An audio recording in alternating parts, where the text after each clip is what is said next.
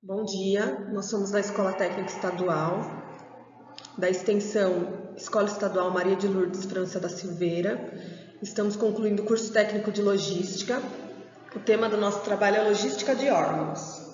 Eu sou Marcela de Carvalho Barbieri e minha parceira de trabalho é a Janaína Aparecida Rodrigues. Nossa agenda é composta: introdução, justificativa, objetivos, problema de pesquisa, procedimentos metodológicos, fundamentação teórica, coleta e análise de dados e suas referências.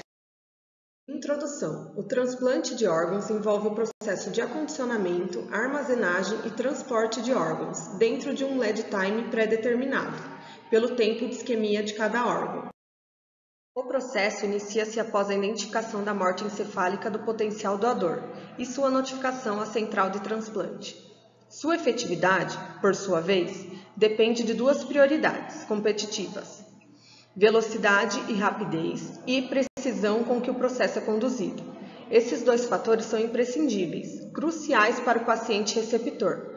Seixas, 2008. Justificativa.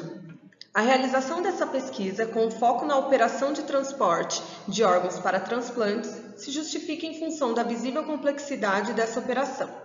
Segundo a própria SNT, os aspectos logísticos são grandes responsáveis pela não efetivação de transplante após a constatação de morte encefálica. Quanto mais doações de órgãos, maior a chance de recomeços.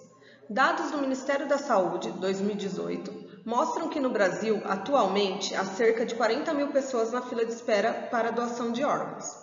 De acordo com a Associação Brasileira de Transplantes de Órgãos, ABTO, a taxa de recusa de doação de órgãos para parentes é de 43%, e a média mundial em torno de 25%. Objetivos gerais.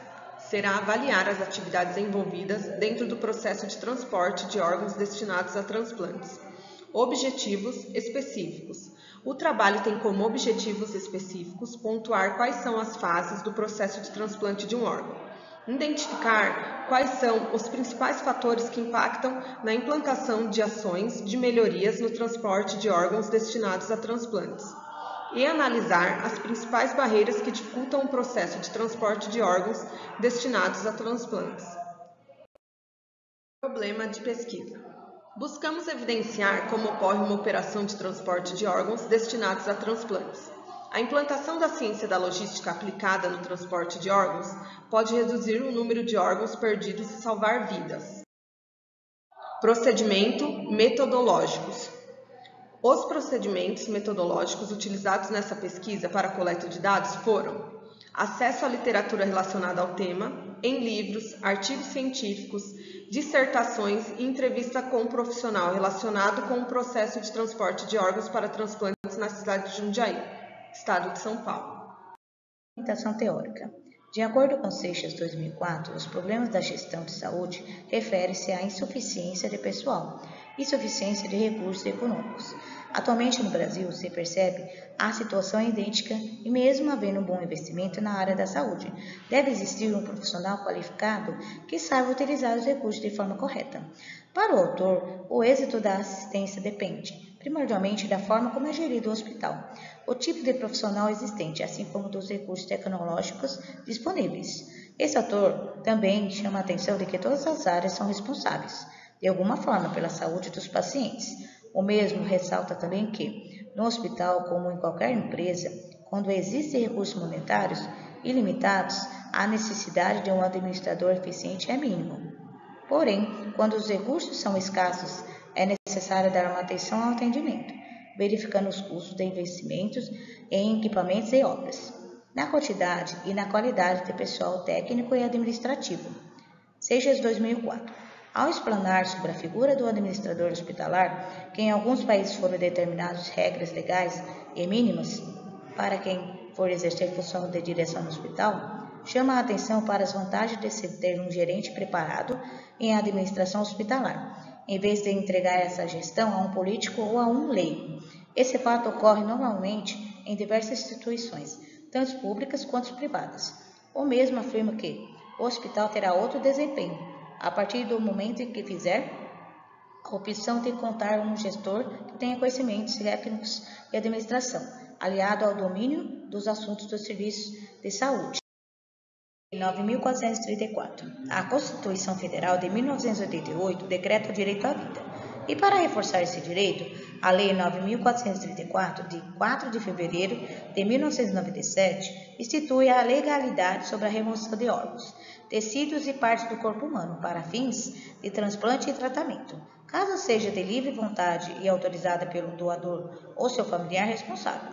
A doação de órgãos é livre. É um assunto que deve ser muito bem alinhado entre o doador e os familiares. Locais permitidos para realizar o transplante de órgãos. O artigo 2º da Lei 9.434, autorizada a realização dos transplantes de órgãos somente em estabelecimentos de saúde e médicos cirúrgicas de remoção e transplante permitidos pelo órgão de gestão nacional do Sistema Único de Saúde, SUS. Qualquer pessoa tem direito de atendimento pelo SUS. Doação de órgãos após a morte. O doador deve decidir livremente sobre a sua vontade de realizar a doação e para isso deve ser bem informado. Para que esse direito seja exercido, mesmo após a morte, cabe aos familiares saber o desejo do doador e cabe ao potencial doador manifestar e expor essa vontade ainda em vida.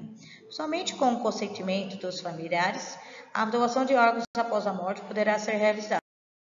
Doação de órgãos em vida. Para doar órgãos e tecidos em vida, é preciso que o doador tenha compatibilidade com o paciente que receberá a doação, boas condições de saúde e tenha parentesco de até 4º grau familiar ou ser casado com a pessoa.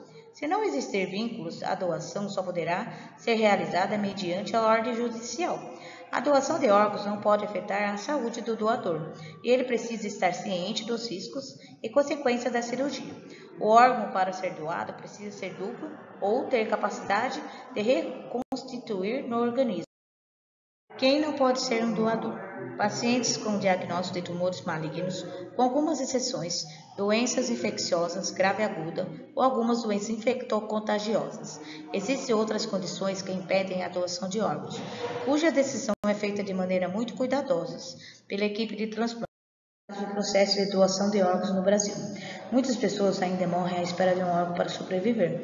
O Ministério da Saúde promove campanhas de conscientização sobre a importância da doação de órgãos, porém ainda não é suficiente. Sem dúvida, uma das maiores barreiras é a falta de informação e orientação para que os familiares possam agir e de fato efetivar a doação adequadamente no momento de fragilidade e tristeza. Durante a pandemia. Referente à importância da doação e transplante de órgãos, ganhou ainda mais destaque na Semana Estadual de Incentivo à Doação de Órgãos Humanos para transplantes por causa da pandemia causada pelo coronavírus. Com os hospitais lotados de pacientes vítimas do Covid-19, o número de transplantes caiu no último ano, de acordo com a Associação Brasileira de Transplante de Órgão, ABTO. Doação de transplante. O doador vivo pode doar um rim, medula óssea, se compatível, feita por meio de aspiração óssea ou coleta de sangue, parte do fígado, em torno de 70%, e parte do pulmão em situações excepcionais. Já um único doador falecido pode salvar mais de 8 vidas, podendo doar coração, pulmão, fígado, os rins, pâncreas, córneas, intestino, pele e ossos, válvulas cardíacas. De doação de órgãos e transplante. Após a autorização para a doação, será realizada a coleta de sangue para análise da presença de anticorpos do HIV, hepatite B e C, HTLV, sífilis e doença de Chagas, citomegalovírus e toxoplasmose, além dos exames gerais de avaliação do fígado e rins principalmente. Depois de realizadas todas as avaliações, o doador é caminhado para a cirurgia de retirada de órgãos. A Central de Transplante do Estado é comunicada e, através do seu registro de lista de espera, são selecionados os receptores para compatíveis. De doação e transplante. Para entrar na lista de espera de transplante, o médico do paciente precisa cadastrá-lo na lista única. Os receptores, pacientes que estão na fila, são separados de acordo com as necessidades e conforme o órgão que necessita, tipos sanguíneos e outras especificações técnicas. Tem ordem cronológica de inscrição, sendo os receptores selecionados desse modo, em função da gravidade ou compatibilidade sanguínea e genética com o doador. A distribuição de órgãos depende do critério, além do tempo na fila. Variam de acordo com o órgão a ser transplantado e suas devidas necessidades. Crianças têm prioridade, quando o doador é criança ou quando está concorrendo com adultos. Transporte de órgãos humanos. O transporte de órgãos é uma corrida contra o tempo, e é o tempo de isquemia, tempo que o órgão dura após ser retirado do corpo humano, que determina o meio de transporte, que pode ser feito tanto de carro como avião. O transporte precisa ser feito em uma caixa térmica que mantenha temperaturas entre 2 a 8 graus Celsius. As companhias aéreas transportam gratuitamente órgãos, tecidos e equipe médicas para transplantes.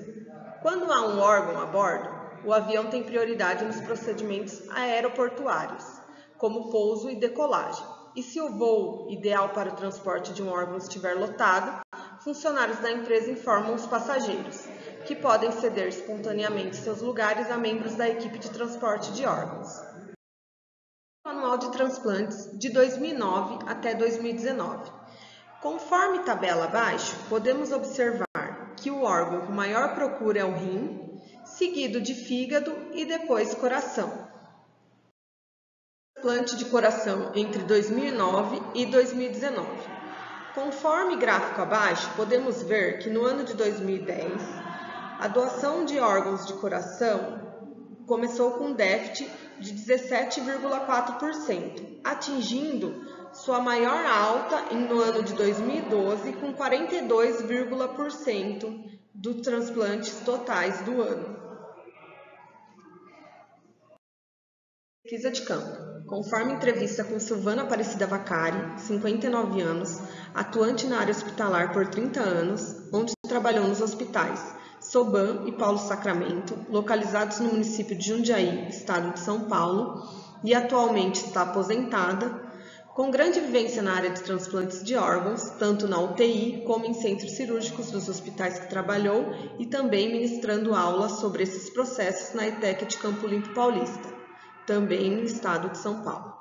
Questionada sobre a realidade de transplantes na região de Jundiaí, apesar de existirem algumas iniciativas médicas e ter uma comissão de transplante regional, ainda, em sua grande maioria, partem de iniciativas solitárias de alguns médicos.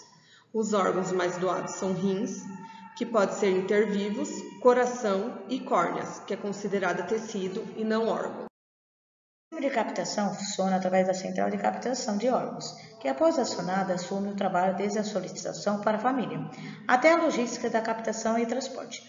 O processo logístico é bastante complicado, pois os órgãos podem ficar apenas algum tempo fora do organismo, devido à falta de oxigênio. O maior risco vem do tempo e do transporte inadequado. Em sua maioria, esse transporte é feito por modal rodoviário, mas em casos de urgência pode ser feito por transporte aéreo. As principais dificuldades encontradas em nosso município são em relação ao processo de doação pela família e pela logística de transporte. Resultados de discussão. Conforme a pesquisa de Maicon de Araújo Nogueira, Joana Cátia de Mendonça Flexa, Itamar Reis Montelo, Lorena de Souza Lima, Daniele Oliveira Maciel, Antônia Margarete Moita Sá, de 2017, em Belém, Brasil, os transplantes dependem da organização e efetiva participação das equipes multiprofissionais. O processo de doação, assim, as ações de diagnóstico da ME, notificação e manutenção adequada do PD, são indispensáveis para reduzir a mortalidade na lista de espera. O processo de doação se inicia com o reconhecimento do PD. Este reconhecimento deve partir de visitas sistemáticas feitas por profissionais que atuam no serviço de busca de órgãos na maioria dos enfermeiros, nas unidades de internação que possuem a maior possibilidade de notificação de PD, como unidade de terapia intensiva, UTI, e pronto-socorro. Os médicos e os enfermeiros têm autoridade por serem os profissionais responsáveis por todas as fases do processo, doação de órgãos e tecidos para transplantes. Sem discussão. Conforme pesquisa de Deotete Pimentel, Eliane Nunes, Gabriela Pires, Helena Paula, Caio Moreira e Maciel de Souza, 2017, realizado em São Paulo, porém com informações coletadas no Sistema Nacional de Transplante, Há diversos processos logísticos identificados, porém não consegue clareza quanto a números a serem perseguidos, como metas a serem atingidas, tanto quanto sobre indicadores em geral, quanto a indicadores logísticos no específico no processo logístico de transporte de órgãos, visto que a prioridade é essencialmente da cultura médica em ter seu foco no paciente e não nas medidas de desempenho dos processos. A premência dos processos executados, tanto pela OPO na captação quanto pelas equipes de transplante, tendo em vista os tempos de isquemia admitidos para cada órgão, motiva os atores a buscarem formas mais eficazes para contornar as limitações de tempo e melhorar seus índices de captação e sucesso na atividade de transplante, ainda que não tenha parâmetros diretos para verificar o próprio desempenho em sua evolução. Os atores do processo têm consciência em busca a melhoria de seu próprio desempenho. Quanto à atualização de indicadores, não há propostas regulares e nem mesmo identificou-se uma ação formal para o estabelecimento destes, já que foram baseados em indicadores médicos usuais e na busca de qualidade de atendimento, a crescente demanda por transplante de órgãos, especificamente sobre o desempenho logístico.